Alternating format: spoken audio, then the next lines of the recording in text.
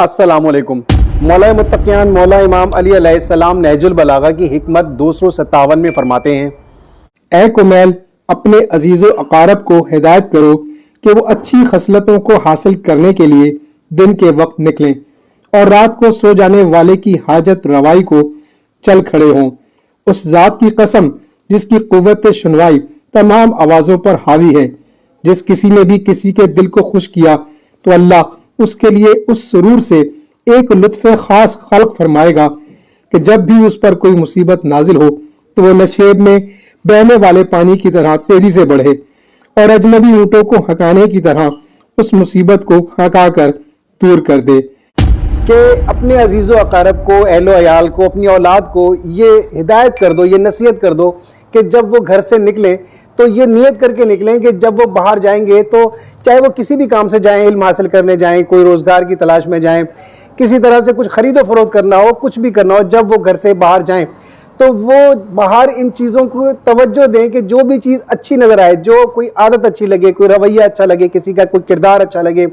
किसी का इखलाक अच्छा लगे, कोई हुनर हो, कोई फ़न हो, जो भी कोई अच्छी चीज़ नज़र आएगी उसे अपना लेंगे, उसको अपनी आदत का हिस्सा बना लेंगे और उससे अपनी आदतों में से बुराइयों को कम करके अच्छाइयों को जगह देंगे। उसके बाद आप फरमाते हैं कि जब रात का वक्त हो तो उस वक्त मुस्तहिकीन का, गरीबों की, यतीमों बेवाओं की मदद के लिए निकलें।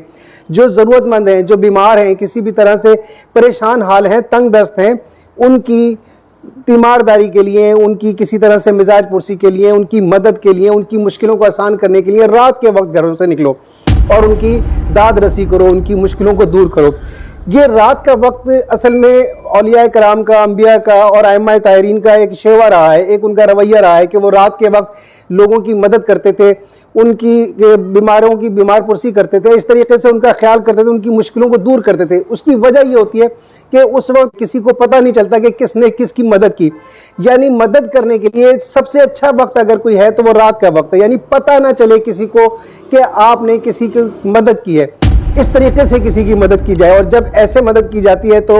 वो मुस्तहिक, वो गरीब जो होता है, वो ज़रूरतमंद जो होता है, वो बहुत खुश होता है। उसके बाद मौला मुत्तकियान मौला इमाम अली अलैहिस्सलाम फरमाते हैं कि उस परवरदिगार की कसम खाकर कहते हैं कि जो सबसे बड़ा सुनने वाला है, जिससे बड़ा कायनात में कोई सुनने वाला ही नहीं, जो सबकी सुनता है,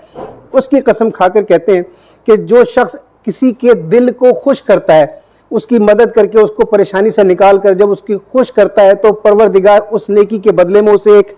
इनाम देता है। उस इनाम को सुरूर का नाम दिया है। एक ऐसा सुरूर उसे मैसर आता है कि जो किसी भी काम में उसे नहीं मिलता। उसके बाद परवरदिगार उस सुरूर से एक ऐसी नेमत खल्क करता है जिसको उसने लुत्फ का नाम दिया है। और ये लुत्फ का काम ये होता है कि जब भी कभी किसी ऐसे शख्स पे जो नेकी करता है उस पर कोई बुराई आती है, कोई उसके ऊपर कोई मुसीबत आती है, मुसीबत नाजिल होती है उसके ऊपर, तो ये जो परवरदिगार लुत्फ खल्क करता है ये इतनी तेजी से उसकी तरफ बढ़ता है जैसे कोई ऊंचाई से पानी ढाल की तरफ या नीचे की तरफ बढ़ता है। और वो बढ़ने के बाद करता क्या है कि वो उसको, बुराई को, उस मुसीबत को उस शख्स से दूर करता है। और वो दूर करने के लिए भी आपने मिसाल दी कि वो उस मुसीबत को ऐसे दूर करता है जैसे किसी 8-10 ऊंट का अगर कोई ऐसा मालिक है जो अपने रेवड़ को की हिफाजत कर रहा है या अपने रेवड़ को लेके चल रहा है और उसके अंदर कोई अजनबी ऊंट दाखिल होने की कोशिश करता है तो वो उस ऊंट को अपने ऊंटों में से हका देता है, उसको भगा देता है, उसे दूर कर देता है। वो किसी अजनबी ऊंट को अपने रेवड़ में दाखिल नहीं होने देता। बिल्कुल इस तरीके से वो जो लुत्फ खल्क करता है परवरदिगार, वो उसकी ऐसे मदद करता है कि आने वाली हर मुसीबत को हका कर दूर कर देता है, पीछे कर देता है। इसलिए कोशिश कीजिए कि हर गरीब और मुस्तहिक और परेशान हाल को ढूंढ ढूंढ कर उस तक पहुंचें और ऐसे उसकी मदद करें कि किसी को कानो कान खबर ना हो, और इस तरह से उसके दिल को खुश करके वो सुरूर और वो लुत्फ खास हासिल करें। शुक्रिया।